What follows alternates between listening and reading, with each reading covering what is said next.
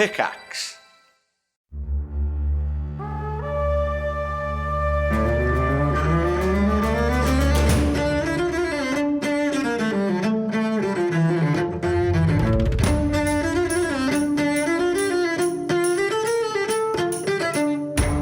Thanks for dropping into the cast party. Join the cast and crew as they're rewritten from their Hollywood film set into the crazy world of Dungeons and Dragons.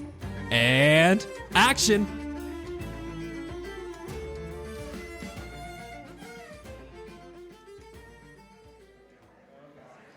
All right, everyone, let's take our seats and calm our minds. Settle down, everyone. Hello, hello, and welcome to the Eloquent Owl. We are known as the birthplace of the famous poet Oscar Faywild. Tonight, we have our slam poetry night. I'm so sorry that we had to change these from Tuesday nights to Thursday nights, but we just couldn't keep up with bowling night over at the Drunken Ox. Anyway, let's give a warm, eloquent welcome to a newcomer to the house tonight. All the way from Los Angeles, his first time ever performing slam poetry. Xander Gucky Supreme. Snaps, everyone, snaps, snaps. Check. Fendreya, more like men say ya, to giving up dreams, to chasing the mainstream, to be a part of society. Society so sighs at me. Me and we the outcasts, we the believers, we the knowers of truth. Peek behind the curtain. Cure 10 children. Cure 10 children and you're their savior. Cage 10,000 and you're their president. Resident. You have no presence as an illegal resident. Illegal resident? Illegal alien. The policies in place stifle our kin. What is meant for you is meant for him. The family from the sky, the parents from space. The government lies to our face. Borders mean nothing to those that never land, to those that never stand. On this soil, on this earth, return to a galaxy that we don't deserve. Dessert. I deserve dessert, so let them eat cake. But where is their cake? Thank you. Hello, everyone, and welcome to Cast Party. My name is Colin McManus, and I will be your director for today. I am joined by my not-so-sneaky cast and crew, Ryan McManus. Hi, Sebastian Vivaldi Greensleeves, an emo-at-heart musician who, as a child, got lost at the zoo. Assuming his mother left him there, he sat on a bench and wrote a song called My Mom May As Well Be a Greenhorned Owl Because I Can't Find Her. Whoa. Is that a reference to something? We were just talking about zoos, and I don't know, I overheard you guys chatting. You know that now for next episode, you will have to write that song, and it will be our intro, right? Oh, God. Oh, my God. Perfect. That's so mean. So while he starts writing, we have Anna Brisbane. I'm playing Blueberry Sky, the formerly human elven druid who low-key had a recurring dream throughout her childhood that she had nature powers exactly like this, but also didn't learn the meaning of the word druid until this year. Oh. Okay. All right. Nigel Deacon. Hey, how's it going? Xander Gucci Supreme, whose whole career started when he first discovered the phenomenon of orbs in pictures when he was full-blown trespassing in an old movie theater. He's pretty sure they're just dust getting caught in the flash now, but still, orbs. Is Xander like a huge Ghost Adventures fan? No, he thinks that's all fake as fuck. But they have orbs, so I didn't know. He secretly has Zach Baggins tattooed on his ass. Xander has no tattoos. Why do you know this person's name? How do you not? And we have Vince Perino. Hi, hola, hello. Jett the Boulder Chambers, the big burly heartthrob who, for those who don't know, didn't really want a dog in the beginning, but then after he was alone for a while when his mom was in the hospital, he was driving by like a shelter and he just thought, let's check it out. One thing led to another and there was Pebbles. Oh, he came home with Pebbles that day? Yeah. Oh, that's so cute. Adorable. It was love at first sight. And joining us again, we have the amazing Ginny D. Hello, Cleo Samaris, the tiefling poet who does know it, reviled and exiled from Valorith forthwith after her mockery of the snobbery of the wealthy elves. She seeks her mother's journal, stolen by the the captain. Whoa. Okay, Wow. I resign. Holy shit. You guys all got shown up there. Jesus. You guys set a high bar. All right, so if you could kill off my bard character, I'm going to go to some other class now. Today, our cast party guest star giveaway contest is over. We were absolutely blown away by the response, so huge shout out from the cast and crew to every single one of you who entered. We had over 20,000 entries to win these beautiful sets of Ginny D's Dice by Wormwood, $50 Wormwood gift card, voicing an NPC in an episode, loads of merch, and so many more awesome prizes. And right here, right now, we'll be announcing the winners. Are you ready? The Copper Prize winner is Samantha P. The Silver Prize winner is Bambi. The Gold Prize winner is Gary M. And our Platinum Prize winner for the Ginny D guest star giveaway is Bob R. Let's go! Enormous congrats to all of our winners. We'll be reaching out to the email addresses you submitted with to grab your info and get you all your goodies. Now, we will be doing these crazy awesome giveaways for every single guest star that we have on the show. So, our question to you is, who would you like to see next on Cast Party? Our DMs are always open.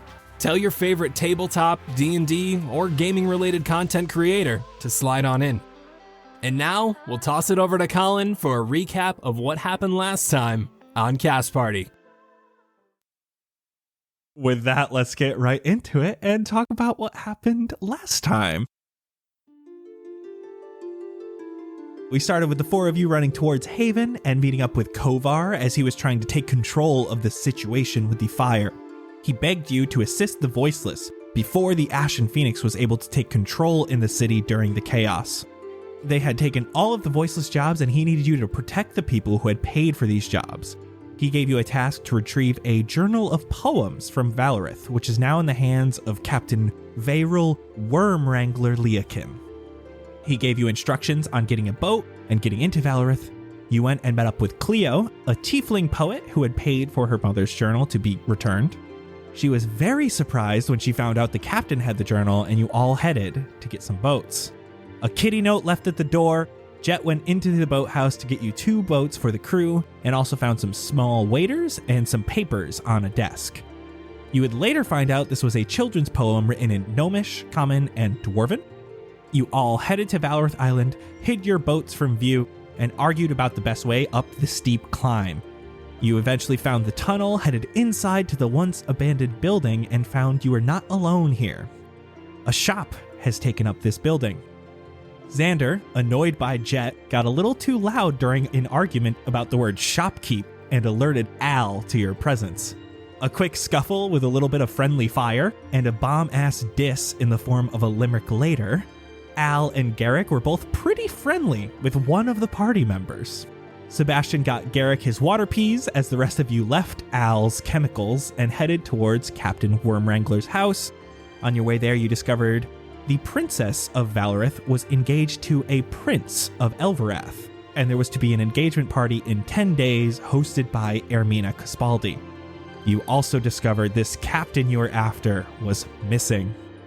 You continued on to his estate, spidered up the water spout to find 2 people searching through his things looking for a poetry book, one of them being a man that you had previously seen in Arcane Tatau, the other an elf with a katana at his side. Blueberry cast Pass Without Trace, and you all very sneakily went up the stairs and planned to subdue these 2 men to speak with them and get as much information as possible. Jett, being just a little less sneaky than the others, alerted the 2 of them as the one by the closet yelled, "Eyes up." Now, you are all at the doorway to this room as Sebastian pushes open the door, and these 2 men dart their eyes in your direction. And so the scene is set. The question is, what Did you roll for initiative? All right, I like that. Oh, I see what you did there. I was wondering, I was like, are you going to turn this into an initiative thing? How? But like, how? And then you did it. Hey, also, super quick, what the hell is a water pea? I have no idea. I don't think it exists. What do you mean? Water peas definitely exist. I looked up water peas and nothing came up. So, I don't think water peas are a real thing. It sounds so much like a real thing. Yo, for real. Yeah, it's just peas that grow in water, apparently. So Okay. they're water peas. gross. I did learn that peas need a lot of water to grow, but anyway, I rolled a 6. I did too. Great. What are your dex mods? 2, 2, Yeah, do a roll off. 5. 7. Dang it. I rolled a 15. 11. I got a 12. We are so fast. There is, again, the man with the katana and the shaved sides of his head, and the other man by the closet has kind of a little bit longer than a buzz cut. He is the one that looked up at you and said, "Eyes up." The one with the katana, who is much closer to the door, yells out, "Ryder, hide!" as he brandishes his katana. Excuse me? Hide? Do we need to decide an order? I know Sebastian was at the front. Yeah. This played out poorly. Yeah, Sebastian, why are you always at the front? I don't know. He's too overzealous. He's very excitable. This guy with his katana sees you. He starts running up. You can see he is actually moving rather slowly. He's keeping a wide stance, keeping the katana up in front of his face. He's going to come and he takes a quick slice at you. That is only a 12 to hit, so that's going to miss with the first attack. And then you can see that he takes that slice and he knows he missed, but he comes back to punch you with the hand that the katana's in. Rude. That's only a 9 to hit. Ha! He was not expecting you guys this quickly. Sebastian, you're up. Nice. First, we're just going to start it off with a quick little bardic inspiration for Blueberry because I think she's next. And then I'm going to do Thunderwave. Because of the area of this room, the other guy is way off in the other end where the closet is, so you won't be able to get both of them, but you can get the dude in front of you. What? How big is this room? This room is 30 foot wide and 20 foot deep. Damn, master bedroom. All right. I'm going to look all sorts of panic and just look back at Blueberry and start singing out of habit. Guys, I'm in too deep and I'm trying to keep all the blood in my head, so please don't let them kill me. All right. Love it. Blueberry has bardic inspiration, and you're using Thunderwave still? Yeah, I'm just going to yell at this guy to kind of get out of my face. I just want to push him away from me so he's not all up in my stuff. Okay, it's a con save. Yes, con save 13. He fails. Nice. Oh, that's 13. 13 damage. Woo. 13 damage, and you push him back 10 feet to the back of this room. You can see he bounces off the desk that he was looking at. Some of the journals that are on here fall to the ground. He wasn't really expecting the loud voice. You could see his hand was up to deflect with his katana, but you were able to just push him back entirely. Can we just flavor that as my bardic inspiration singing is what pushed him back? And then I would like to, now that he's away from me, I would like to use my movement to skeeter on back and get behind everybody. Okay. You can get literally behind everyone if you want to run back through this hallway. Yes, please. I would like to get into the back. Okay, you just start pushing. Cleo, you are up next. You are still in this hallway. Sebastian had kind of gotten into this room a little bit as he was pushing the door open. So you can't see the other guy who was by the closet, but you can see the guy that Sebastian just pushed back 10 feet. Can I get close enough to see the other guy? Yeah, I mean, if you want to step into the room, you can stay out of range of the guy that Sebastian just pushed back. That would be great. I would like to do that. I want to step to where I can see the guy that's back by the closet, and then I want to cast Shatter right next to him. Okay. How big of a range is Shatter? It is a 10-foot radius, so if he's all the way at the back, I should be able to miss everybody else. I was actually curious to see if you would be able to hit both of them, but they are still a little further away than that. Alas, I don't think I can. You can indeed go for this guy who is looking up, a little bit terrified. Okay, great. He has to make a Constitution saving throw. That is a 2. He fails. Yes, I would hope so. All right, let me roll that damage.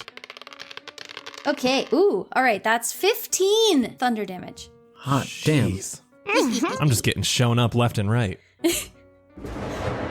You send this wave of energy to this area. The boards of the closet and the ground around him splinter a little bit, and they start showering him with different little splinters of wood, and he yelps loudly. Is that all you want to do with your turn? Actually, I think I'd like to use my bonus action to provide some bardic inspiration to Jett. Ooh. Hear this poem I'm shouting out loud. In this battle you will not be cowed. You're skilled and you're strong. You cannot do wrong. And I think your dog would be proud. Oh my god! Oh, that's it. It's game time. I worked hard on it. Oh, that got me going now. Jett, you also have Bardic for your turn. Cleo, do you want to stay in the room, or are you trying to head back into the hallway, much like Sebastian? Oh, yes. I think I'd like to retreat. Yeah, you retreat past Blueberry, and Blueberry, it is your turn. I would like to come in to see everything. So the guy that we heard yell, hide? What was the name he said? Ryder. Ryder. And that was the guy with the katana talking? That was the guy with the katana talking, so Ryder is the guy by the closet. And what is he doing? That guy, I mean, he's just standing by the closet. He hasn't done anything yet. He was going through the closet when you guys walked in. He just got shattered with these wood splinters as he's currently brandishing one of his serrated daggers. If I have enough movement with 35 feet, I'd like to go around Katana Guy to who I presume to be Ryder and smack him with my quarterstaff. You can actually get to Ryder without even getting into the other guy's range. Cool. Ideal. I would like to use my inspiration. Is that a D6 or? Yep. Okay, that's 13 plus 2, 15. That hits. Yes. Yeah, okay. That is only 4 bludgeoning damage, but I whack 'em. You can see that he had this one big splinter coming out of his shoulder, and you're able to just kind of hit that into his shoulder a little bit Ew. more. And he yelps and gasps. You're not going anywhere. That is his turn. And Blueberry, you no longer see this man in front of you. Fuck. What? If I feel like he's moving, I want to swing wildly into the air. I will let you take a attack of opportunity with disadvantage. Oh no, that's a 4. Not enough. You're not quite sure which direction he's going. You're not even quite sure if he's standing still or not, and aren't able to make contact. Xander, that's your turn. Okay, well that last bit makes me want to maybe change something. I'm gonna move into the room and pull out the camera for a quick little Eldritch Blast at the Katana Guy. Roll me to attack. Balls. 11. You shoot towards him. He essentially just brings up this katana, and it looks like he slices your little blast in half, and it goes to either side of him. Whoa. Can I still use the remainder of my movement? Yeah. You have just walked into this room. This room opens up to the left more, where Blueberry is by an open closet, and the guy is straight in front of you, or you can retreat back into the hallway you just entered from.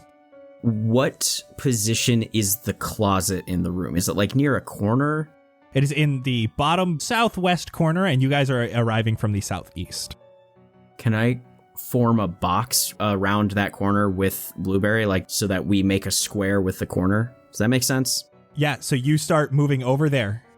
What's your armor class? Oh, God. 13. This is going to hit. The invisible rider had been standing next to the door. As you leave his range, he slices at one of your legs. Ooh. And he's able to get deep into these Gucci pants. Not the pants. You're going to take 5 piercing damage Okay. and 10 psychic damage. What the heck? Oh my. What? All right, well, it's reaction time. When he attacked, he became not invisible anymore. Oh shit. Boom. Oh. You can attack him. He made a mistake. So it's Dex save of 13. All right, they're good at dex. No, they're not. That's a nat 1. Ooh, I am rolling like trash. So that's 3d10. Come on, triple tens. 18 damage. Xander, this guy clanged to the ground as he falls over, and there's still some burning on his chest. Oh, shit. Did I do that? He passes out? Or It looks like he's dead. Oh, shit. he's bad at hiding? It's okay, so are we. Jett, you're up. You're still out in this hallway. You're hanging with Sebastian and Cleo. You saw this all happen in the doorway. So you can see that one of these guys is now laying on the ground, smoldering a little bit as Xander kind of moved away from him. So now there's only the katana guy in the room who is pushed up against the desk in the corner. Are there any other exits or anything in the room, or is the doorway the only way to get in and out besides like a window? There are windows, as well as there is a second doorway that is over by the closet. So Blueberry and Xander are over there, and that leads to the balcony that you guys had seen earlier. There's nobody like on the balcony or anything? Doesn't look like it. I want to run right at the guy with the katana and try to smack him with my good old hammer. All right. That's a nat 20. Hell yeah, that's going to hit. And I would like to cast Thunderous Smite as well. Ooh, what's Thunderous Smite do? It's basically like the other smiting that I have done, but it casts 2d6 of thunder damage, and they get pushed back 10 feet and are knocked prone. Ooh, okay. Dang. So go ahead and roll your Warhammer damage, double the die, and 4d6 thunder damage. Holy shit. 9 and 15 extra of thunder damage. You are able to crack this thing so hard down. He tried to bring his katana up. He looks very dexterous with it. He almost looks like he uses it to block rather than moving. He tried to block your warhammer, and as you came down so hard and pushed this katana away with this thunderous smite, you can see he actually started to stab himself a little bit with it because he wasn't expecting the force. So that coupled with you slicing down on him so hard and just smashing him to the ground, he looks like he is still breathing, but he is very fucked up. Damn. Is that your turn? That shall be my turn. That is this guy's turn, the one that is on the ground in front of you. You can see he is pulling the katana out a little bit as it's coming out from his abdomen, and he looks up at you. His eyes are wide. He puts the katana down and just has his hands up. He hasn't said anything. He's just... Sebastian, your turn. I'm outside the room, right? Yes, this has all happened in line of sight of you, though, because of where the desk is. Oh, okay. Because you pushed him straight back. Jett just ran in and smacked him. So you can see that he is sitting there looking up at Jett, scared out of his mind with his hands up. I would like to brandish my crossbow and just kind of have it up and ready after seeing everything that happened. I want to kick away his katana, and if he tries to get up, I want to just ready in action to kind of just shoot him like in the leg, not lethally. This guy looks like he has given up. You're allowed to kick away his katana, and he has not taken his eyes off of Jett. So I think it's safe to drop out of initiative. Unless any of you want to do anything specifically in initiative, we can drop out and you guys can go around the room as you please. Nope. No. I don't think so. I want to go tie him up. He is terrified of Jett. He has not taken his eyes off of him as this giant of a man stands over him, warhammer and shield in hand. I ship it. I want to grab a chair and sit him down in it. Yeah, there's a chair by this desk. And now I'm going to slap him in the face. Jett. Oh my god. Are you trying to do damage? No. Okay. I just want to be intimidating. Jesus Christ. I feel like it always turns into this. Why'd you attack us? We knew you'd be coming. I'm going to slap him again when he starts talking. Duh! You can't ask me questions and then slap me. This isn't how this works. Are you going to tell us the truth? Yes. Go on. Insight check. Go ahead, Blueberry. Oh, yeah, baby. 21. Blueberry, you saw the way this dude was looking at Jett. He so fears for his life right now. He is big, he is scary, and he looked like he knew how to wield the katana, but once Jett broke through that, he's going to do anything he can to save his life right now. So you think he will just straight up tell you everything you want to know. Okay. We knew you'd be here. We knew you'd be coming. We were trying to get this done as fast as possible. Do I see a tattoo behind his ear? Is that where the tattoos are? Mm-hmm. Yeah.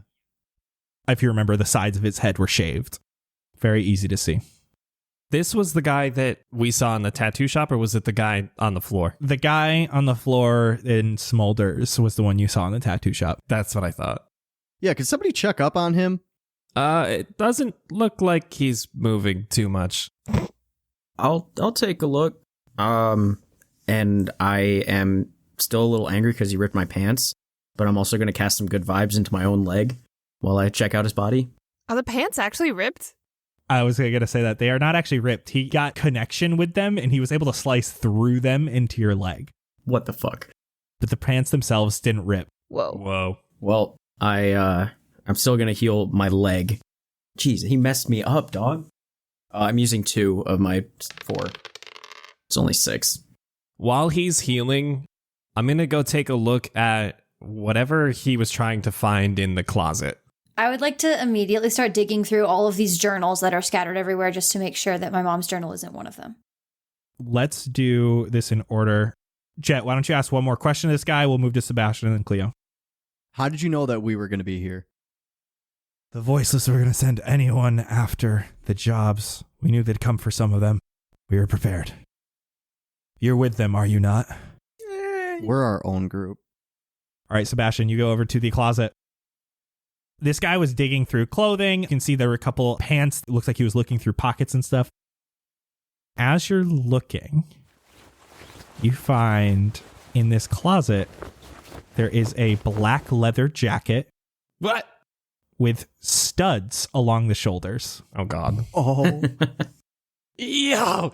Xander, hello? Yo, what up? Would this look good on me?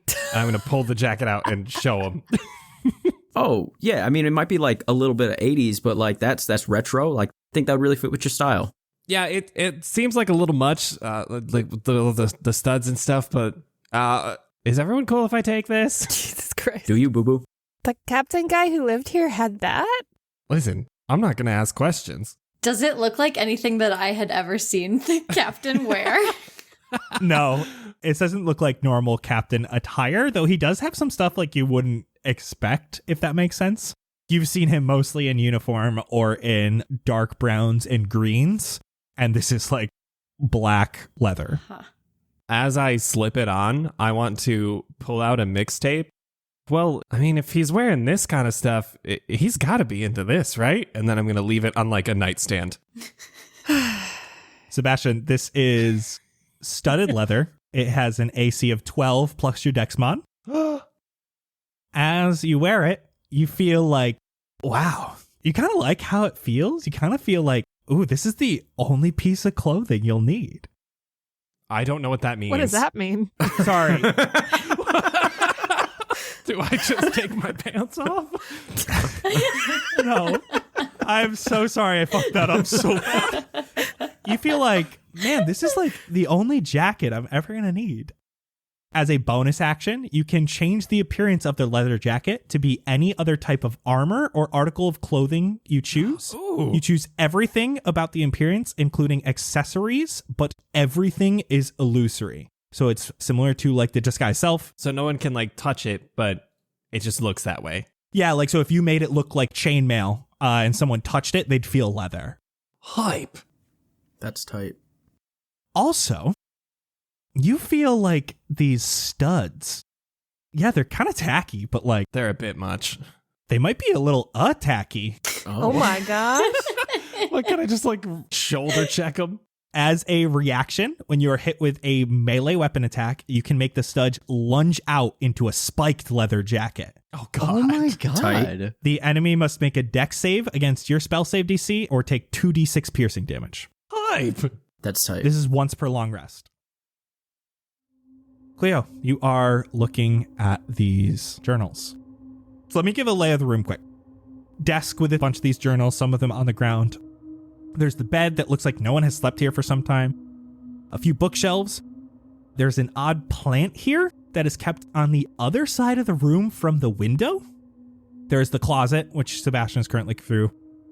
And as you're going through these, Cleo, you find a few like manifests of stuff. Like it looks like guard stuff, schedules for the guards. As you kind of keep looking in this desk that they kind of hadn't got to yet, there were so many journals on top. They were reading through those. You open one of the drawers of the desks, and there's one that is very peculiar. It seems to start out in the same handwriting as the other journals, but as you kind of keep reading and flipping through, it slowly descends into more hastily written words that don't have the same nice stature as the early writings do. It seems like the writings begin a very long time ago. He would write about his feelings for your mother, Raitia, while he was watching her. Only about how he yearned for her and how he could see nothing else but her. Gross. He even wrote out his dreams of him and her together, where you and your father never existed. Ooh, paging right past those. You can see for a while the passages had stopped. And the last date seemed to be the date of your mother's death. At least for a while. He started writing much later on, and his writings just became less and less coherent. The words weren't always even full words. He started writing full-on passages that read over and over again. I need to see her. I need to see her. I need to see her again. Others included him writing his research into necromancy to bring her back. He even got in contact with a Krishia who said she could help him. Then the writings get different. They start to include another language and runes on these last few pages. Oh no. The very last page has a few runes and writing in Infernal. Oh, I can read that. I can also read that. And it seems to be a poem. Eternal damnation, how must I live, with a hole in my heart and nothing to give? A hole in my eye, a hole in my soul, a hell of a promise, but it's already been sold. Just days left here, a poet of mine own, reciting where I should have called home, reliving the life from the pages, till I am condemned to the last of the ages. I'm gonna kind of gesture at everybody. Hey, I just found something really weird and, honestly really unsettling. What's going on? I don't know, maybe someone else should read this. I don't want to be reading too much into it, but it kind of looks like maybe he brought my mom back from the dead. Oh, shit. Xander's been pretty good at reading stuff here. Yeah, let me see that. I pass it over to him. Xander, you're able to read it. There are a few runes here that, Xander, you know how to read. And it seems to be scrawled on the side almost like a quick note. One of them seems to say exchange. There's a few that are in a row that seem to be instructions on how to create a communication device. Does that look like anything to you? Yeah, I don't really like what I'm reading. So these runes here, they say exchange. That's already kind of spooky if we're talking about some like bring back from the dead stuff. The other stuff is instructions on creating a communication device. That's also super spooky. That's some like seance shit. I got like a little bit of experience with that, but I didn't really go into that side of the supernatural. I was more like in like the scientific side of it. So I don't really know how I feel about this, but it doesn't sound good. Oh my god, exchange what? What do you exchange for a person's life, you know? Like if that's what do you think he exchanged in order to bring her back, if that's what it took? My guess would be another life. That's exactly what I'm afraid of. Whose life would he want to spare to bring her back? I hate to say it, but my dad recently died. Oh. How? Do I know how he died? From the letter that your neighbor had sent you, it simply said he had died in his sleep, and that she told you when the funeral was, and that she would be going. By the time you got the letter, it was already past his funeral date. I was under the impression that it was peaceful or health related, I guess, but I don't really know for sure. Was he of an age where dying like that is plausible? I don't think that dying of old age is something he needed to be worrying about. While you guys are over by the desk, if you want to do more searching, you can give me an investigation check. Yes. Nah. I got a 15. 13. Cleo, after you hand off the journal, you're looking for anything else. I mean, you had opened this drawer. There might be something else, right? You search through, and you seem to find a few letters. Seems to be a correspondence between him and someone named Krishia. Oh. Some of them are about him trying to find a meeting place to talk with her. Seems like he had to travel away from Valorith to a meeting place deep in the forest to acquire something. Doesn't seem to say exactly what it is. It only hints that it may assist with what he needs. Another letter has care instructions. It seems like whatever he did receive from her was a living thing that he had purchased from this woman. And finally, with your 15, you're able to find in one of the small margins of this letter, he wrote down something in a hurry. Sedentary for 72 to 84 hours. Heartbeat low and hard to find. Skin dark and cold. This is a lot. Oh, this is a lot to take in. Have you guys ever heard of a Krishia? No. We're kind of new here. Right, I'm sorry. We don't know too many people. I'm going to look at the guy in the chair, and I'm going to say, have you ever heard of a Krishia? His eyes dart over to you. It doesn't seem like he actually moves his face. He's still staring at Jett. You can see he's doing these deep breaths. He's bleeding from his stomach a little bit. No. Do you know anyone that might know what a Krishia is or who it is or? No. Okay. Tight. I would like to inspect this plant. Give me nature. Oh, come on. 9.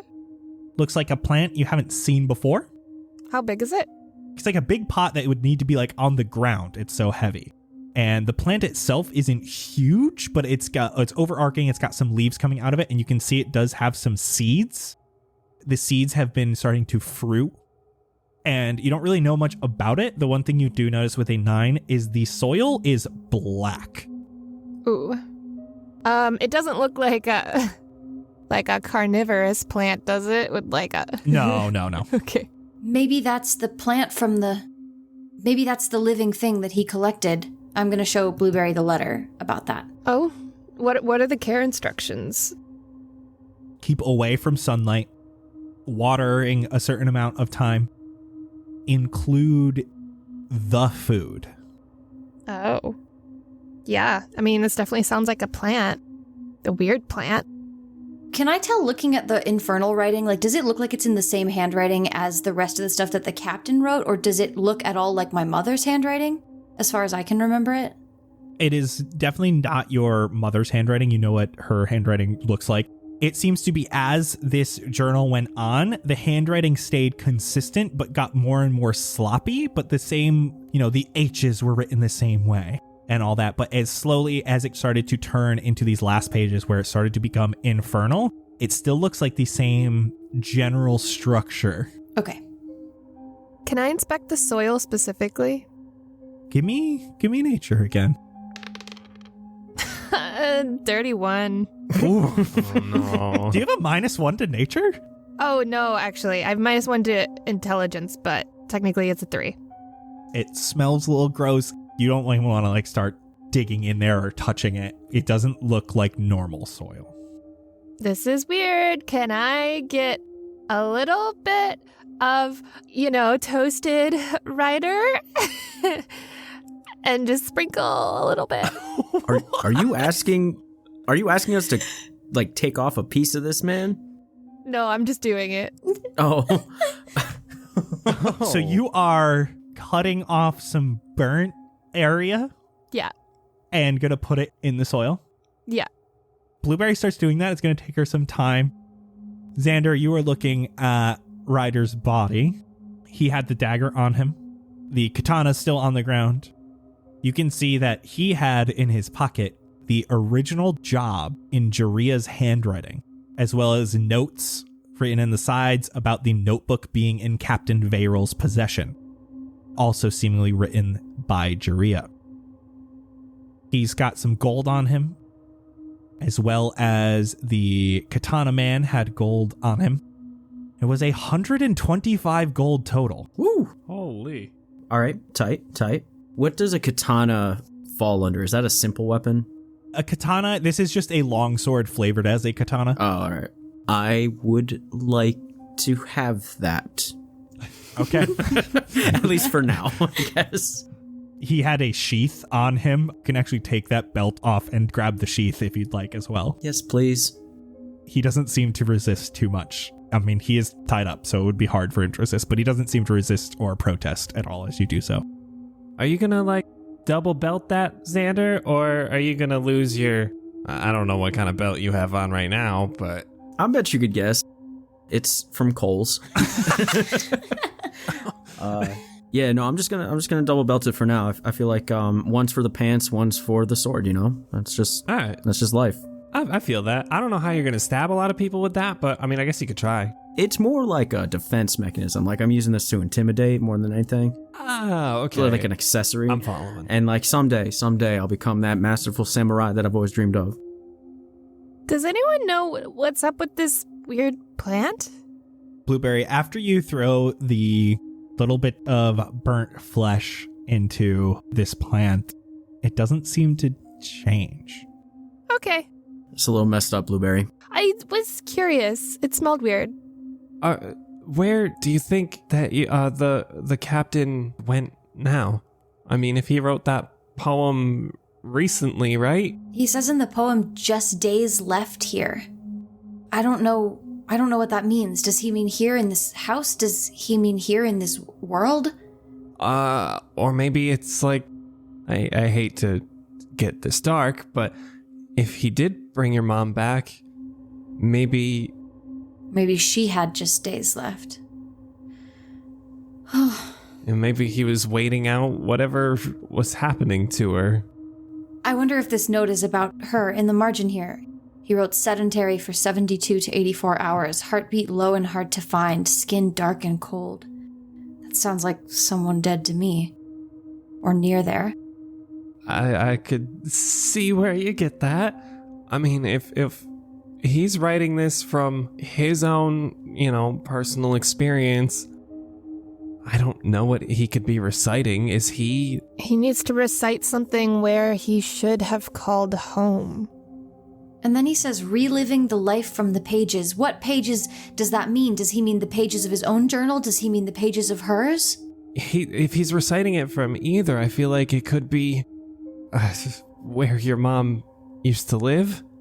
If he wanted to be with your mom so much, he probably wanted to call, I guess, your old house home. Ugh. Yeah, I mean, that makes sense. It just also makes my skin crawl. I understand. I know it's not really something you want to think about. We can go there. I mean, I haven't been back there in a long time, but we could go. I'm kind of surprised he would want to move in there. I would more expect he'd want her to move in here. It's so big. Well, what are we going to do about this guy, though? Yes, what? Well, we kind of have a history of just tying people up and leaving them places. So, I mean... Oh, great. That's fine. That's fine by me. You're going to take my weapon and leave me in a foreign city. I mean, you chose to come here, bruh. I don't know what you want from me. I'll trade you. I'm going to put a short sword that I was carrying on the floor, just out of reach of his, foot, I guess. Awesome. He says awesome. So generous of you. Look, dog, yours is cooler, and you tried to kill us, so I don't feel bad about this. I understand. Also, sorry about your homie. I don't really know what happened there. Yes, you set him on fire. Yeah, but I didn't really mean to. We're trying to do this whole non-killing thing, and I just exploded. He looks over at Ryder's body and he goes, I've heard that's the worst way to go. All right, I feel a little bad about this. I mean, at least it was quick. I feel like there are certainly worse ways to go. Yeah, positives.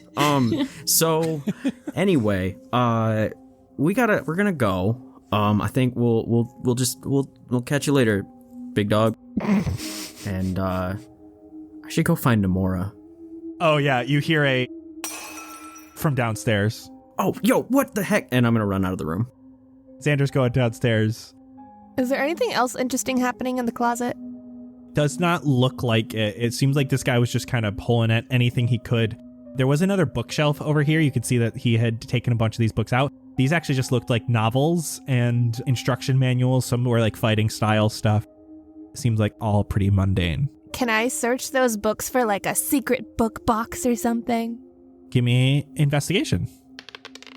13. None of them seem to be hollow of any kind. You're taking each book out. There's a good joke book. It's just jokes that he's got. The Jokelopedia? Yeah, it is the Jokelopedia by Jack Antelope. I throw it at Sebastian. Oh, what are you doing? Oh, okay. I can use some of these. Thanks. In real life, I'll lend you the book so that you can actually use it. Please and thank you. Has anybody gone out on the porch or something we said? Can I go check it out? I mean, go, sure. Yeah, I want to go check it out. You pop open the door. You ended up walking onto the roof of the first floor, but it is very flat here, and there is a railing, a couple patio chairs, and you see a spyglass right next to a chair that is faced at an odd angle. Wait, spyglass oh my god. Wait a minute. Like a telescope? Think pirate ship. Yeah. You Okay. pull out the spyglass. I want to look. So was it aimed anywhere? The chair is. The spyglass was not. It is a handheld spyglass. Okay, but from where things are oriented, does it look like that somebody would be continuously watching in one specific area? Looks like he was looking a specific direction. Okay, can I look in that direction in my spyglass? Your spyglass? Yes, my spyglass, because I have it now. Please take it. I'm going to use the hell out of this thing. Do I see anything? It looks like there is a large library. A lot of these are residential buildings. The only thing around here is a library. That seems to be what he was kind of trying to look at. Why would he be wanting to look at a library? I want to come back out from porch time. Anybody know anything about this library? Do I know something about the library? Your mother used to go to that library to write a lot of the time. Yeah, that's just part of this whole creepy spying thing. My mom used to go there a lot to write.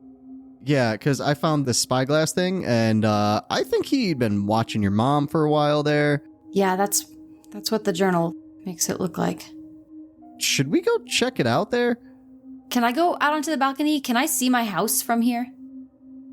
You cannot see directly your house, but you can see the area your mom would have walked from leaving the library to go down the street. You guys do not live far from here at all. And it looks like he had a line of sight from her entering the library or leaving the library for a couple 100 feet before she would turn down an alley. Yeah, it just seems like this was a really convenient spot for him to watch her come and go from the library. Do you think that's where he might be? I mean, if it's reliving the life. From the pages. I don't know, he's talking about poems and stuff. Pages and that sort of things are usually at a library, right? Yeah, I mean, I don't know that she would have left any of her pages there, but certainly she spent a lot of time there. I think we've exhausted everything that we can do in this room. Yeah. Should we all head back down? I want to knock out the guy with my quarterstaff before leaving the room. Just whack him over the head real quick. And he's already been searched, right? Yeah, that's where you got the 125 gold. Okay. Which I'm currently holding. It's just like in my pocket, I guess. I feel weird about leaving that plant here, but I don't know what we would do with it. So what have we tried so far? We need to feed it something, that's all? I don't know. Yeah, I mean, someone did at some point. I don't know. Who knows how often it needs to feed? Maybe it's not hungry anymore. I feel like maybe it was part of whatever ritual it was, and I don't know if it matters now that it's been done. It just seems strange to leave it here if it was so important to something so horrible. Okay, well, we'll leave the plant. We got this guy all tied up to guard it. He's gonna keep it nice and safe. He's unconscious now, but, if you want to go check your house, I mean, it says home in the poem. Yeah. But it also says pages for the library. I hate to be completely insensitive, but if your father is passed and so is your mother, that has to be abandoned, right?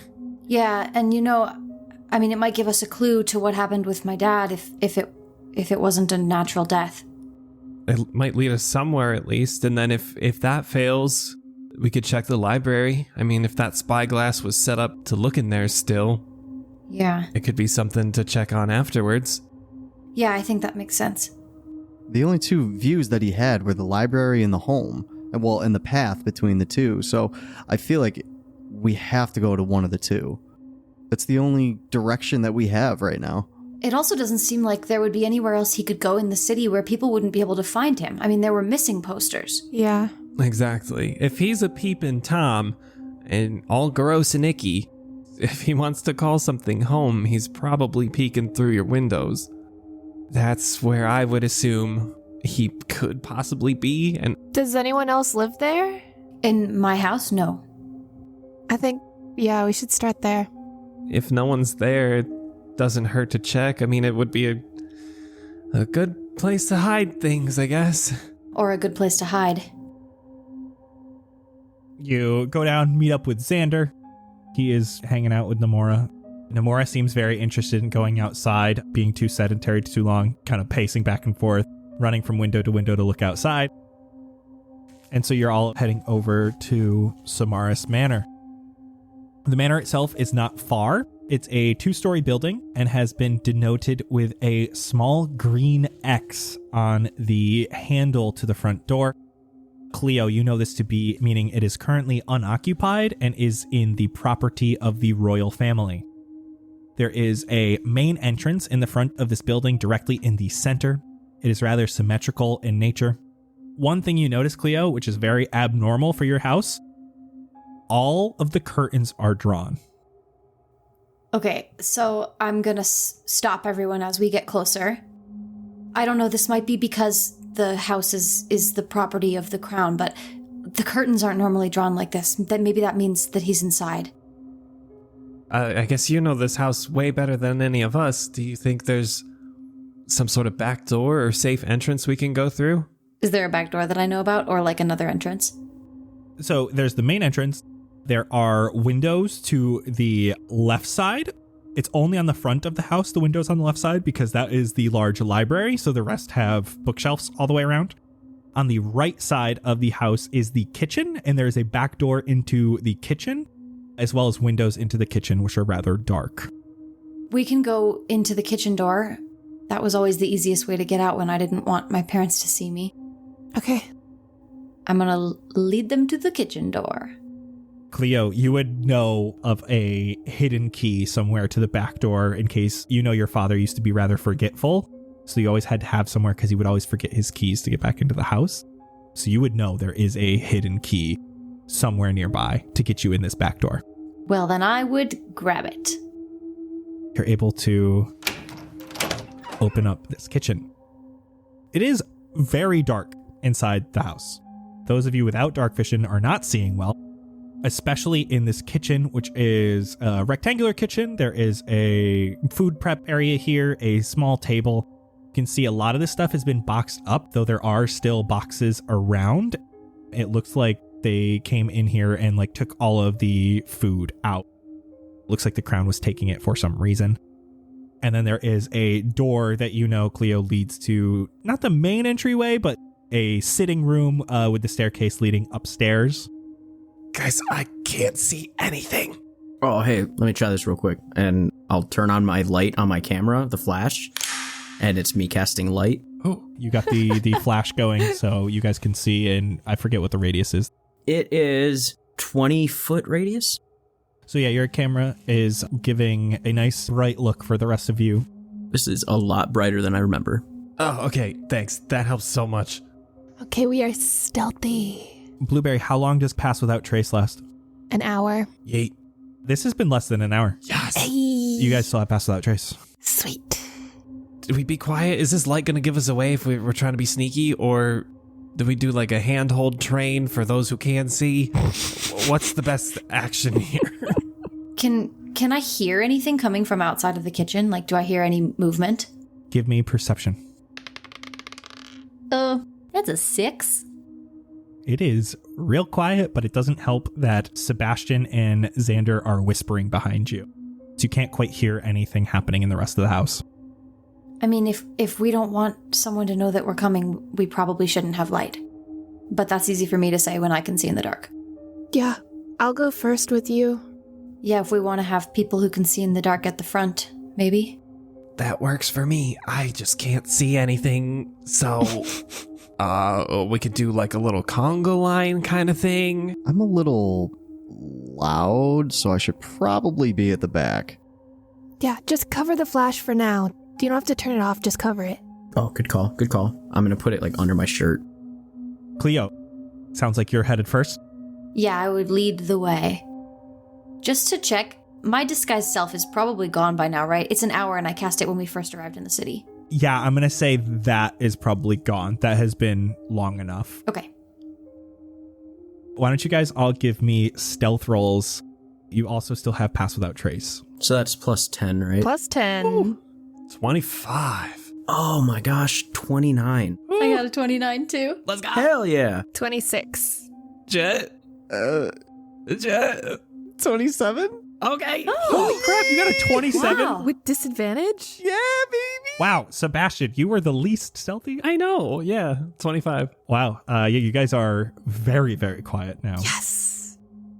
Cleo, as you enter this small sitting room, you see the rounded staircase leading upwards to the second floor where you knew the bedrooms used to be, as well as an archway leading to an open area with bookshelves and a beautiful elven green carpet, which you know to be the library. This carpet is ruined by large markings done in red.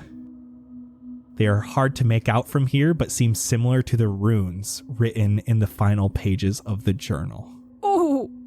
Can I see if would there be areas in the library that someone could be standing right now that we can't see from where we are? So you can see a 10-foot by 30-foot slice of the library, but you know the library is much larger. It's a 30 by 30-foot square. So you're only seeing the very entrance to it, and there is a much larger open area in this library. I'm gonna point to it. I'm gonna gesture so that everyone sees that is the bad place. The bad place. Okay. I whisper library very quietly to the person behind me. Okay. Yeah, you play telephone with the word library. Jett's very confused when he hears lobotomy at the back. I mean, who knows? It was a ritual. I guess I'd like to sneak up close enough to the edge of the arch that I can kind of look into the library. Cleo, you nice and stealthily move up, get a little bit better look at these runes, and you cock your head in. Inside this library is an elven man who you know to be the captain, though he looks very different. He looks almost sickly. He is wearing his guard's uniform, but it seems to be almost falling off of him. His skin looks rashy and bruised along his arms and face. Just above his long elven ears are 2 raised protrusions coming from the top of his skull, stretching the skin as if something were growing from him.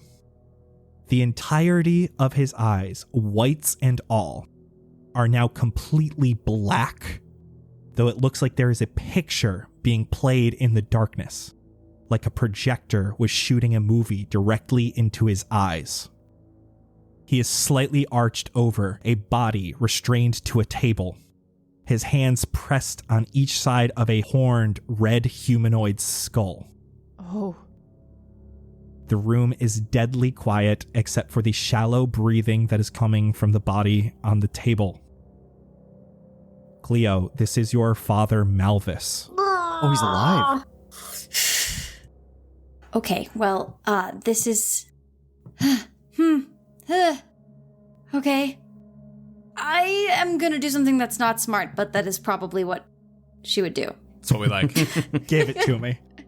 I'm gonna cast Hideous Laughter at the captain. Okay. And I'm gonna say a poem that was written to be funny, but not in a tone that's very funny right now. I think he probably would have been very offended by this back when he was in his right mind. So, I'm gonna just break all of our stealth, and I'm gonna step right into the library, and I'm gonna point at him. If you ever hear metals a-jangling, see a captain all ugly and gangling. The man is so surly, his right arm so burly. We all know which worm he's been wrangling.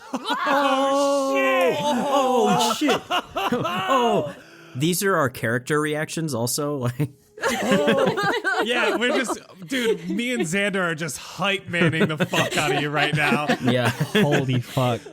About to end this man's whole career. You definitely get inspiration for that, Cleo. Oh, thank you. He is making a wisdom saving throw? Yes. That is only a 7. Oh, yeah! Okay, so that means that he falls prone. He is now incapacitated and unable to stand up for up to 1 minute while I maintain concentration. His hands fall off of your father. As his hands go away, his eyes are now again completely black. It looks like the picture that was playing is no longer there. Ugh. As he seems to fall to the ground. And he is maniacally laughing. And when you hear this laugh, it has a very dark undertone to it as well. Ugh. As soon as he falls, I'm gonna run over to my father and try and free him. He's like chained up to the table? He is restrained. As you look over, he seems to be unconscious but breathing. I will run over and cast Cure Wounds on that man. While she's doing that, I want to try to break the restraints. Because are they just like chains on the ground or something? They are chained to the table. To the table? Can I try to break those with my hammer? We're not going to roll initiative, but 1 minute's not a long time. So I'm going to basically make each of your actions a round in a way. Okay. Yeah. Cleo, he can't redo the saving throw unless he's hit by anything. Oh, no, he has advantage if it's triggered by damage. He actually can, at the end of each turn, he can make another save. So he might be up any second. So I am going to do my best to give you all one action at a time and then do a save. Yeah. Blueberry cast Cure Wounds. 8 hit points. Jett, give me an attack roll on one of their strains.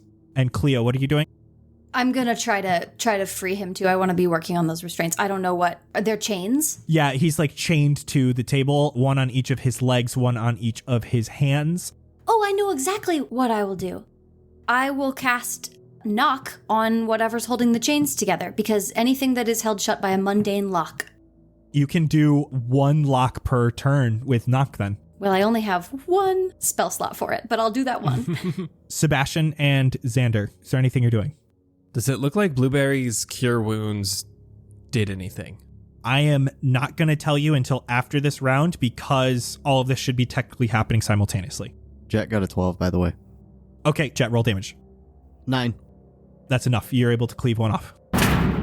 Cleo was able to get the one around his wrist, while Jett, you were able to get the one off the table because you didn't want to like smack at his wrist. So both of his hands are now free, but one of them has the chain still attached to it. I would like to walk up to the head of the table, kind of like watching over everybody, and as they're going through the locks and watching Blueberry do the thing, I just really want to focus on Malvis. I would like to cast Detect Thoughts. Ooh. When you cast the spell, as an action on each turn until the spell ends, you can focus your mind on any one creature that you can see within 30 feet. Yes. So you can shift it. In this case, you are getting Malvis. Malvis, the dad? I want to see if he's actually alive, still here, working. You can see Malvis is thinking of a time when he was in a nice summer breeze outside and sitting next to a beautiful elven woman. Oh, I'm so zoned in, and then I do like a little glance up at Cleo. I just feel like a warmth in my heart and a little tear. Xander, are you doing anything with your turn? I'm gonna position my camera with the light still on, just on like a nearby table so that it's illuminating the room. You're able to illuminate almost the entirety of this room. We'll just say the entirety of it because there's bookshelves and stuff making the room a little smaller than the 30 by 30. And I would like to hold a knife in my non-dominant hand. Okay. I'm going to do a wisdom save. Is a 13 going to pass? That is the DC. He does save. Ugh. And you guys all stop hearing the laughter as this man stands up and he grabs a spear from under the table. You can see he's not quite looking at any of you as his eyes are completely black. And he yells, "Who disturbs me? No one should be here." Can I do something, or are we gonna do initiative things? Let's roll initiative and you can respond on your turn. 21. 13. 16. 8. Dirty 20. That is the captain's turn. What? Whoa. Sheesh. He rolled a 23 for initiative. Damn. Oh, God. So, you guys were all relatively close to him. Most of you went straight to this table. And so because Cleo and Jett, you two were at the sides closest to Malvis's head, because you were going after the arm shackles, you are closest to him. And he is going to take a swing at each of you as he's starting to yell. "You shouldn't be here. Leave me alone." That is going to miss on Jett, and that is also going to miss Cleo. You can see that he is swinging wildly. It doesn't look like he has quite a plan on who he is hitting, as he, again, seems to be looking past you all. Xander, your turn. Jett, you are next in initiative. Yes. All right. So, Xander's kind of like, he's kind of picking up on his own powers a little bit more now. So he's curious about something, and he raises his mittened hand, which none of you can see this because it's in a mitten, but it's a sideways gun stein with his hand. Oh my god. He's going for the kill shot with an Eldritch Blast. 24. 24 hits. And that's 10 damage and lots of Xander excitement that he doesn't always need the camera. As it blasts up through the others around you, just over Malvis's head as he's still laying down. You're able to hit him. He doesn't seem that phased. You can see he raises his spear at you, and he shoots a ray of fire at you as a legendary action. Oh no. That is definitely going to hit. That's a 24 to hit. Oh no. I think Xander's dead. That is 4 fire damage. Okay. Oh, but also, oh hell yeah, I don't need my camera anymore. Jett, you're up. Cleo, you're on deck. Okay, I want to go after the next restraint. That is a dirty 20. That hits. Roll damage. 11. That's enough. You're able to get one of his legs, so he has 2 hands and a leg free. Is that the end of your turn? Yeah, that's all I can do. At the end of your turn, he hears that happen, and he yells, No! He swings his spear really quick around his neck in a circle around him. Whoa. I need a dexterity saving throw from Cleo and Jett. Whoa. Oh, I got a natural 20. Hell yeah. I'm in adrenaline mode. You're reading him like a book. I got a dirty 20 as well. So you guys are able to dodge out of the way of this spear, though it is literally on fire at this point. And so you do still feel the heat a little bit, and you're going to take 3 fire damage. Ooh. Ow. So that's Cleo's turn. After I deftly dodge his creepy flaming spear, I'm going to say, "You're the one who shouldn't be here." And I'm going to cast Fairy Fire on him, which is a dex save. That is a 17. Ah, balls. Okay. And then, sorry. And then for my bonus action, I would like to use my Unsettling Words. It uses one of my inspiration slots, and I get to roll an inspiration die, which I am doing now.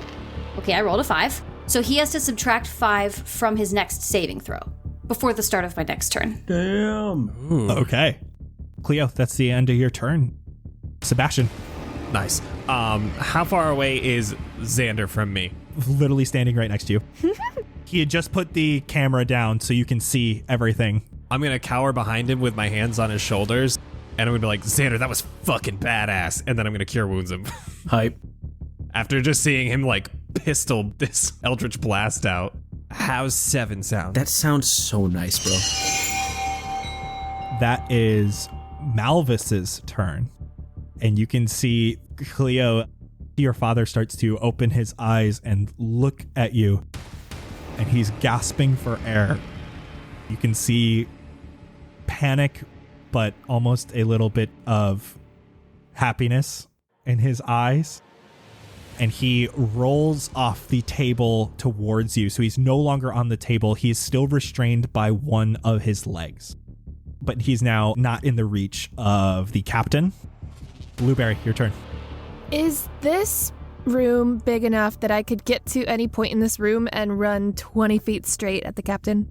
Yes, because you can move through allies. As long as you have a space to stop past allies, you can move through them.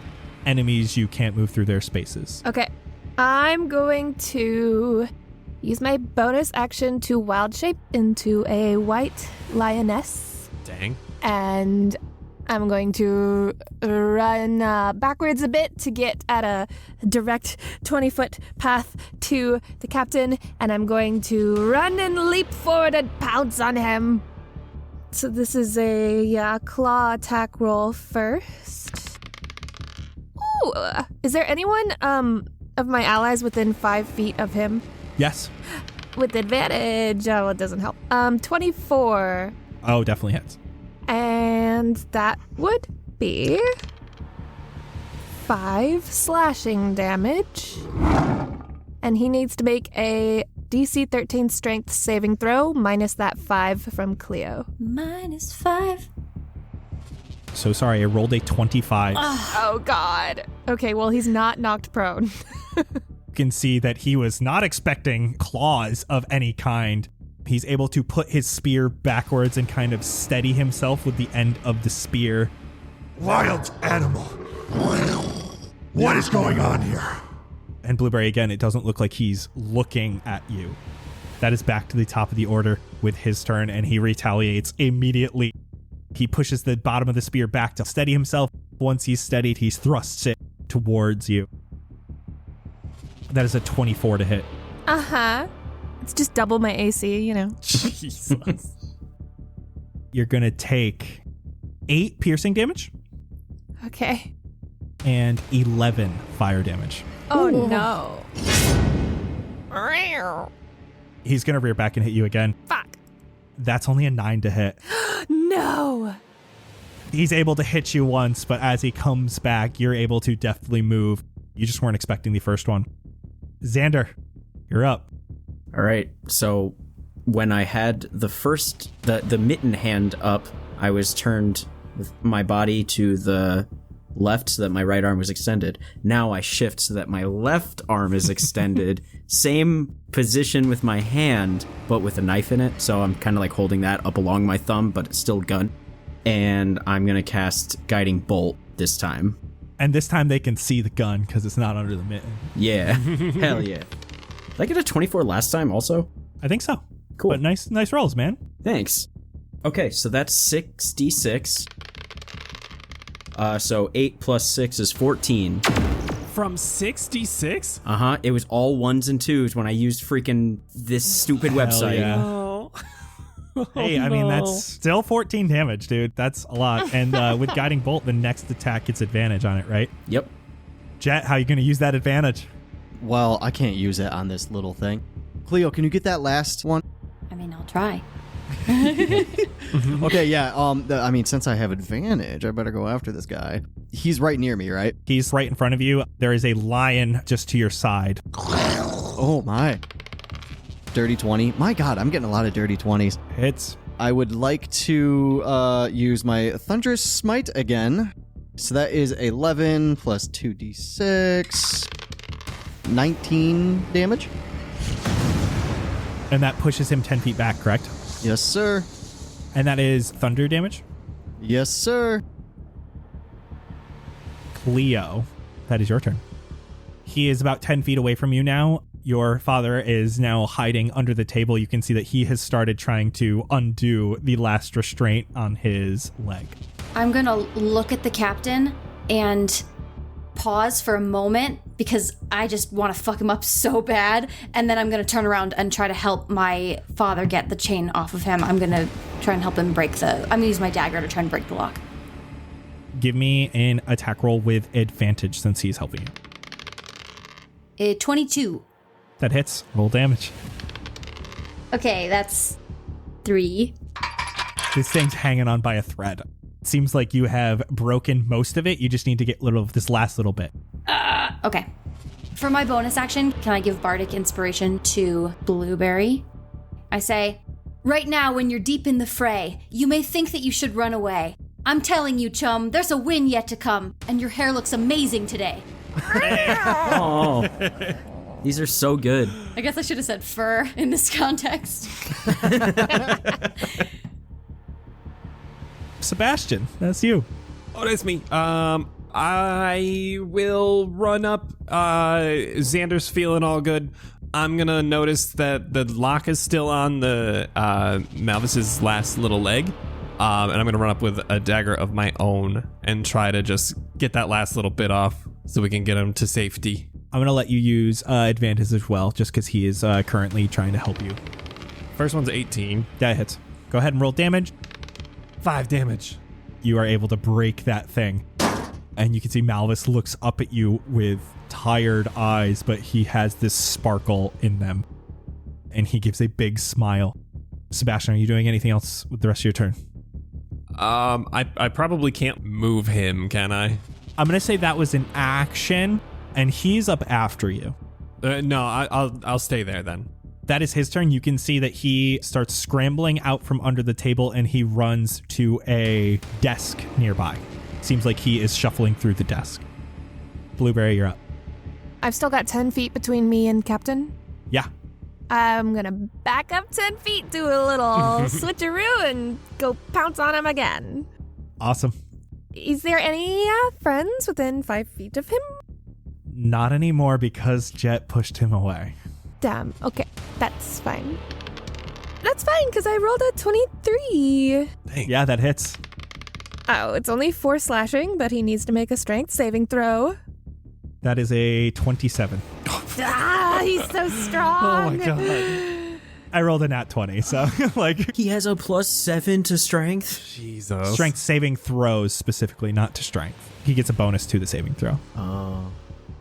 Blueberry, as you do so, you try to knock him down, and he puts his hand right up against your lioness ear. I need you to make a wisdom saving throw. Oh, 12. Wait, I'm going to use my inspiration. Yeah. 17. That passes. Good that you had that inspiration. You feel like he is trying to bring out something deep from your past, but you're able to shake his hand away. That was his legendary action. That is now his turn. He is going to, he just keeps on getting beaten up by this lioness. Since you just attacked him, he's going to come right back at you. Not compared to the big guy. That is a 16 to hit. Yeah. Is she within 5 feet of me? Not anymore. Colin, I'd like to use a reaction to cutting words that attack roll, please. Okay. I just want to distract him. And I'm going to be like, look at me. Look at me. I am the captain now. Wow. Wow.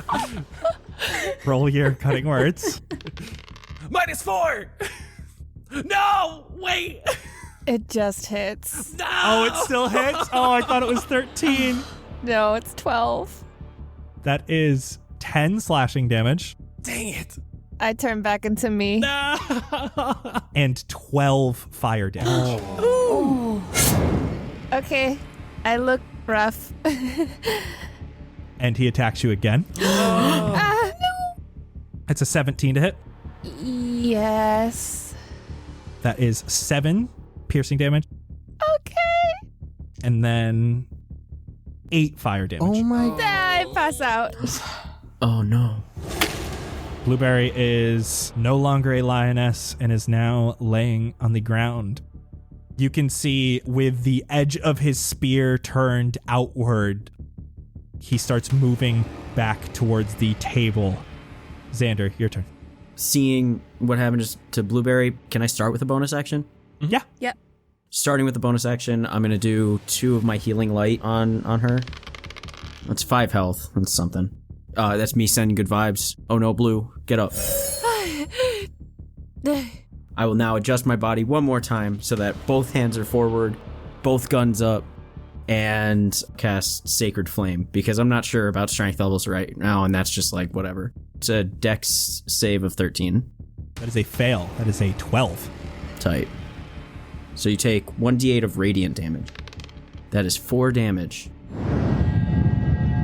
Xander, you see this guy recoils more than you would expect from just this little chunk of flame you hit him with. Ooh. He's hurting. Oh shit. Okay. All right, I'm getting the hang of this. Guns up. Jett, your turn. Cleo on deck. Okay, so I again am going to go and attack him with my Warhammer. Oh my god. Dirty 20 yet again, I knew dude. it. I knew it. All right, that hits. Okay, so that is 5 damage. For my bonus action, I would like to cast Shield of Faith on Blueberry, so it's going to form a nice shimmering field of vines and blue roses around her. Awesome. Like that. Cleo, that's you. Okay, I am going to stab him with a dagger. Give me an attack roll. Just feeling the rage. That is a 15 to hit. 15 does not hit. Ooh. As you stab at him, he has this guard's uniform on. He doesn't move when you come at him. It just seems like this chainmail that he had was enough to block the brunt of the dagger blow. All right, well, I'm going to use my last bardic inspiration to do unsettling words again, which will subtract another 5 points from his next saving throw. At the end of your turn, Cleo, he knows you just stabbed him. He does the same thing. He grabs his hand right up to your face. I need a wisdom saving throw. Can I use my inspiration to do that at advantage, that save? Yeah. I'm going to do that because I did not roll very well that time. Oh, that's much better. Okay, that's a 19. 19 passes. Again, he seems like he is trying to bring something up from your past. And as you look at him, he drops his hand. He's not quite able to break you. He goes, Cleo. You're not getting any more of her out of me. Sebastian, you're up. I am going to, so I'm behind, I'm on the table. I'm going to take out the crossbow and kind of perch it on the table and see if I can shoot a bolt at him. It's only a 15. 15 doesn't hit. And I would like to use my last Bardic Inspiration slot for Cleo because I saw her run up and be a badass. And she gave me goosebumps with her last line, so I need to repay that. As you know, Sebastian loves some Fall Out Boy, and he realizes that he needs to kind of step his game up, seeing how good Cleo has done. So after he misses, he's just gonna yeet the crossbow. Who needs it? Pull out Daisy, and he's gonna start singing, "Where is Cleo tonight? I hope that she is killing it. Maybe we won't make it out of this house, but you were the last good thing about this elven town." Nice. Golf claps. Definitely golf claps for that. That was great. Cleo now has Bardic. You can see Malvis from across the room pulls out a small hand crossbow from this dresser, and he shoots it at the captain. Nice. Ooh. That is an 8 to hit. It's not going to hit. He is wobbly. He has to steady himself on the desk. It goes in the right direction, but doesn't quite connect. Blueberry, that's your turn. How far am I from Captain right now?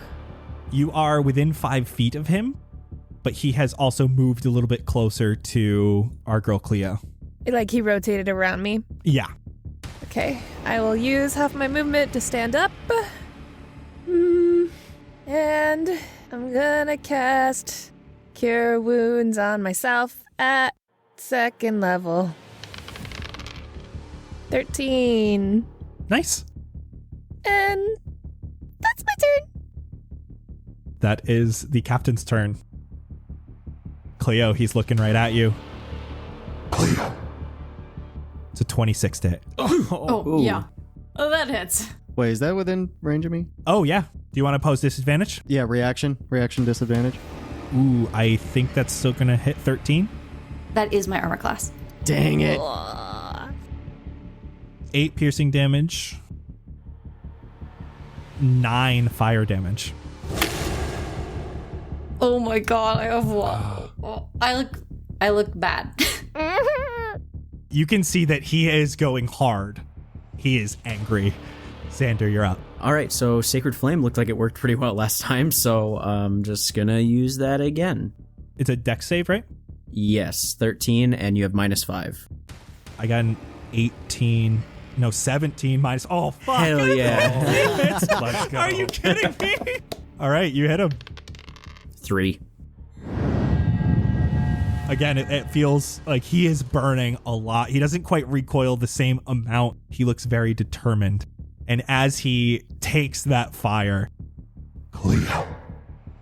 he puts his hand out towards you again. Cleo, I need another wisdom save. Oof. Oh my god. I'm like so stressed out about which d20 to roll here. I feel like I picked the wrong one. Ooh, 15. Ooh, maybe. 15 passes. Oh, thank God. I was like, Whoa. oh, Oh my D6 gosh. maybe? Oh yeah. You feel a little bit of heat coming from his hand. Cleo. Jett, your turn. I'm going to go at him one more time with my hammer.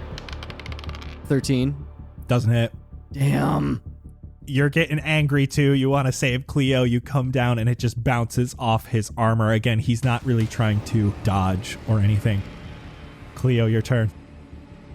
I mean, this isn't going to do much, but I've really tapped out all my spells. So I am going to use Vicious Mockery on him. On your balcony, Captain's sword rusting, while you spied on my poor mother, lusting. It was long ago, but it's comfort to know that my mom would have found you disgusting. Got him! Oh! Drag him. What kind of saving throw is that? It is a wisdom save. That is an 8. He fails! I mean, it's not very much damage, but I'm glad that he failed. That is 3. Cleo. He's yours. No way, dude. Oh my gosh. Yeah, I want to, when I say the last few words of that, I just want to like lean forward and just shove him on his chest. And like all of the power of vicious mockery goes like through my hands. Oh, you're able to do this little blast. You see he falls backwards. He's looking up in your direction. He says, Cleo, how I didn't miss you. Turns out your father was good for something, but you've always been worthless. as he falls to the ground. I spit on him. Fuck yeah, Cleo. Fuck yeah. Get him. And then I fall down because I have 1 hit point. You fall down and you feel a hand on your shoulder. Darling, thank you. And you can see a shaky hand holds out a vial to you. I take it hesitantly and I drink it. And you hear as these chains clamber to the ground, he sits next to you. I saw her again. It was like she was really here. And you can see he pulls out a small book from his pocket. He thumbs through it a little bit. He used to make me read this. It would bring up memories of Raitia. She was always such an amazing writer. He looks at you and he holds the book out. She takes it and she looks down at it and sort of pages through it a little bit. And then she says, I'm still angry with you, but I didn't realize until I saw you alive just how much I didn't want you dead. Do you think... it would be easier for both of us to read through this sometimes if we were back together again. He does a long sigh, turns to you, tries to catch your eye. He says, Cleo, I was selfish. Yet I was full of love, even in the worst place I have ever been. I was holding on to this house. But this place isn't what brought her back to me. It was her words. The life we lived together is what brought her back to me. I let them throw you out of Valorith knowing you had nowhere to go. I was worried if I too left this place that I would never feel a part of your mother again. But that was selfish and wrong. You are my daughter. You are what lives on of Raitia and I. I can never begin to apologize for those mistakes. I can only hope to try to bridge the gap that has formed between us. I'd like to leave. Cleo, who is a person who deals in words and is always using words to do everything, doesn't have any. She just starts crying and falls into his arms like a little girl again. He grabs you, embraces you tightly, and he just says, I'm not asking for forgiveness, as that's not what I deserve. I'm just asking for a chance. A chance to try and be a good father. Maybe you can show me around Pastel, show me some of your poems. Maybe we could be neighbors. Yeah, you can come and see my tragic shack. I think that it'll be a big change from what you have here. What I have here means nothing. What I have here, as he puts his hand on his chest, means everything. These are my friends, by the way. I'm sorry. These are my new friends. This is my father, Malvis. Oh, hi. What up? He nods and says, thank you so much for saving me and assisting Cleo. Yeah, of course, that guy was gross. It's the least we could do. We don't deal with peeping toms in our area. That wasn't just a peeping Tom, that was a demon. Oh. Oh. Oh, that's so cool. Yo, guys, we just beat a demon. Xander, as you say that, you see the runes on the ground here. You see the same rune that says exchange, and on either side of it, you see sight and soul for memories and masquerading. Oh, yo, guys, this all makes sense now. All right, so remember how we saw the thing with the exchange, and like this dude, he had like those super black eyes, not from like getting punched or whatever, but like they were black, and he was just talking like, oh god, he was so evil, man. Oh shit, dog. All right, so it makes sense. So he traded his sight and his soul for that word that says masquerading, which I guess is like trying to party, and then the other one is for memories, which means like he's like trying to remember shit. Oh god. All right, so that's the exchange. That's the exchange. It's so cool. All right, I got to take a picture of this, and I grab my camera and take a picture. This time, you don't see Nomura, the word. You see one of these runes changes into what you know to say Nomura in common, but you don't see it in common as you normally do. Oh, yo.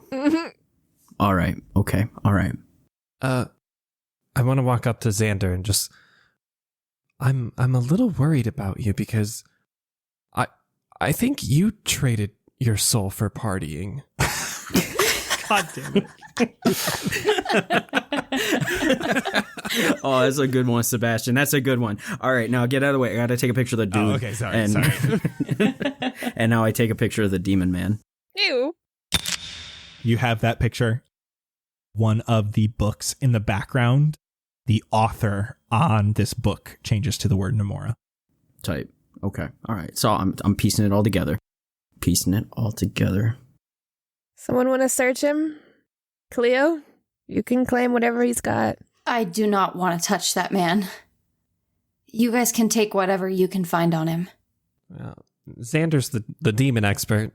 He properly knows how to handle this. Dibs. I got it. Let me touch the demon. The spear he was holding seems to be mundane when he is not using it. Doesn't look like it has innate ability to create fire. He does have this Valorith guard chainmail on, and as you get closer, you can see these protrusions coming from his skull with the skin stretching on them. He has multiple protrusions seeming to come from his back as well. These ones are longer and flank either side of his shoulder blade. It doesn't look like he had any material items on him. Damn, this dude gross as hell. And then he didn't have anything on him, so no worries. We can just do. Should we get rid of him? What are you guys gonna do with this house? Can you sell it? I don't think we need this place. As he grabs your hand, Cleo. Well, I mean, you could sell it, and then you could get like a decent place in Pastau. Isn't it owned by the royalty though? Well, not if he's still alive. They assume I am dead. Well, show them you're not. And he looks at Cleo. I mean, it's up to you, Dad, but I don't put any faith in these people, so I can't imagine that they would show us a kindness. I say we rest for the night. Maybe you and I can get kicked out of Valorith together. That's cute. That sounds like a good plan. Maybe not here, as he looks over at the captain. Cleo, you would know that your neighbor nearby, the one who sent you the letter, she actually works as a medic for the guard, and she lives alone, and she probably has a guest room.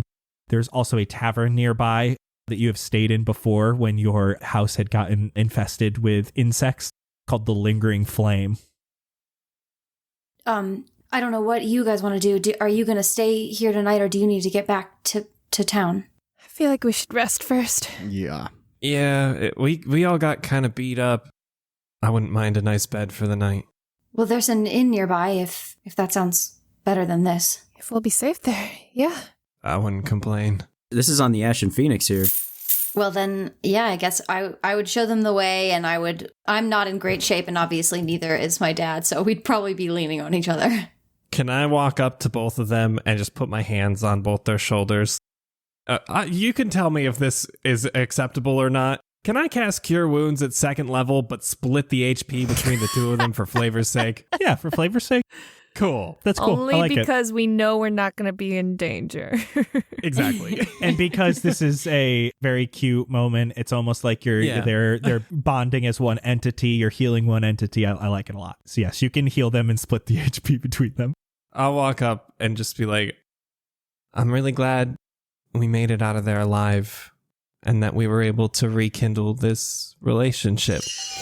And they both get 6 HP. Well, I'll round down. Yay.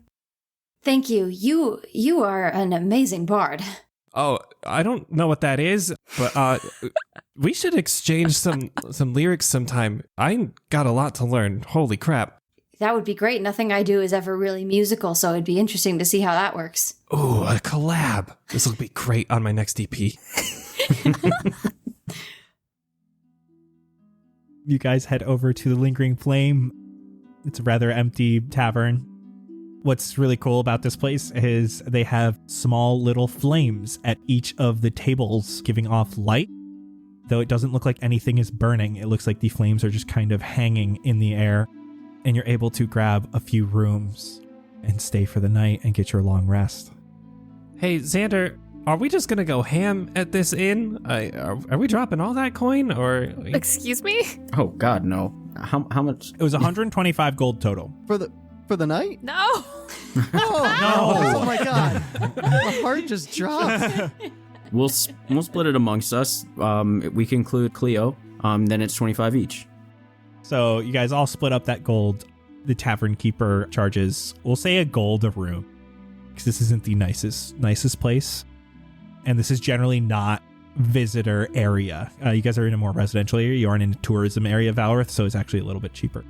So a gold per room. You guys can decide how many rooms you want and everything. Do we all want to get our own rooms tonight? Just, I don't know. I feel like we deserve it after that. Yeah, fuck it. Cool. Yeah.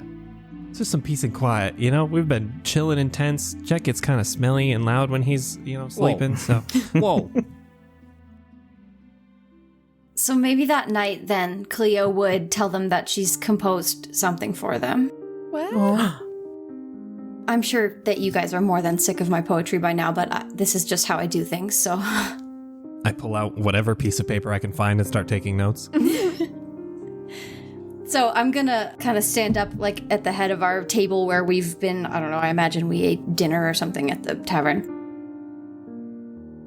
There was a group far from their home, the land of L.A., here unknown. They're clever and kind, and when they leave us behind, I know I'll be sad that they're gone. Oh, my heart. So cute. Damn. Sebastian and Ryan's eyes are watering. Well, we'll all be in Pastel, at least for a little bit, so... I hope we can meet up again. Group photo. Oh, yeah. yes. Does it have a timer? Yeah, of course. So set the camera on the bar, set up the timer for 10 seconds, and then everyone get together and... Oh, we should have Cleo, like, lay across all our hands. Like, we stand, like, in a line, and then she can, like, lay across. She's kind of short. I don't know if we can get across all of them, right? Yeah, she'll do it. She's game. Sure. The horns are like another, 5 or 6 inches. There you go. Oh, perfect. You can hold that part, Sebastian. All right. Xander, roll me performance. If I fuck this up, I'm going to be so mad. 18. Yes. Okay. Yay. Oh, very nice. You get the lighting in here with all these little flames. It gives like a nice, even lighting. And you guys are backlit just a little bit. It's very pretty. Malvis looks a little bit confused because he does not know what a picture is. He's like looking the wrong way. Yeah. With a heartfelt goodbye, the rest of you begin your journey back down to Pastel. And for today, that's a wrap. We need fan art of this immediately. I know, for real. Oh, that would be so cute. That was great. Oh, that was so much fun. Thank you all so much for listening. Ginny D, shout out anything you want. Where can they find you? Thank you so much for being here. This was great. I know. I know, Oh. for real. Thank you. This was amazing. I had so much fun. You can find me on many places on the internet under the username It's Ginny D. D-I, like Princess Di, but pronounced differently because Ginny Di sounds really accusatory. Ooh, yeah. Thank you all so much for listening. All of the links to Ginny stuff will be in the description below, and we will see you all in 2 weeks. Goodbye. Bye. Bye. Can't find my mouse. Tell me Ginny D didn't kill these episodes. Want to hear more? Join Ginny D and the cast and crew in Behind the Scenes, a Patreon exclusive, next Monday to get your backstage look at the finale of Cleo's emotional tale and all the crazy derailed nonsense in between. Just hop on over to patreon.com/castparty and become an official part of our cast and crew. Our Patreon supports the show directly so we can continue bringing you awesome, high-quality D&D content. And what's better than awesome content? Bonus content! Behind-the-scenes goodies and info you won't find anywhere else. And also our series, The After Party, filled with absolutely insane one-shots. Little spoiler for April's. Colin ran us through a Grant Howitt adventure, where, we all ended up as goats, crashing a human party. Yes, goats. It got, out of hand, to say the least. Ha! Get it? Out of hand, because we're goats, hoofs, yeah. All of that, plus entry into our merch giveaway that we do at the end of every Cast Party episode, access to our community Discord and live listening parties. Come on, where are you? We're all hanging out listening to this episode right now on Discord, and we made way too much popcorn. Exclusive perks, rewards, and discounts can all be found at patreon.com/castparty.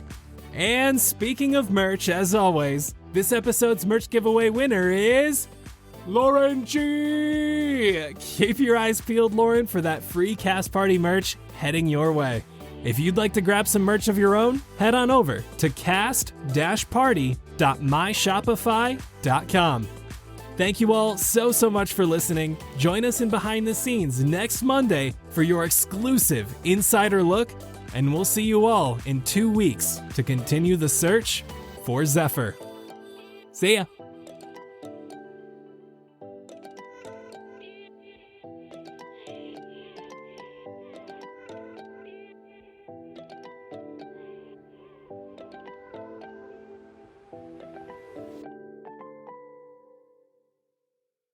Cleo, you would know that your neighbor nearby, the one who sent you the email. I said email. Wow. She sent you a text about, she sent you a Facebook message. Send me just a DM. Oh, yo, I got one more for you, actually. Let me tell you about my friends. The ones I left behind, due to this mystery divine. The vine we must find, connecting your world with mine, so I can return to my friend Eric. He's no saint, more like a tailor without the swift. He's mended many pants and given many gifts. But gifts of friendship are common. Common is the number 5. But my other friend Eric is rare. Rare like these shoes. Rare like those jewels. Jewels. Tools. Tools used to control and bind. Tools that clutter the mind.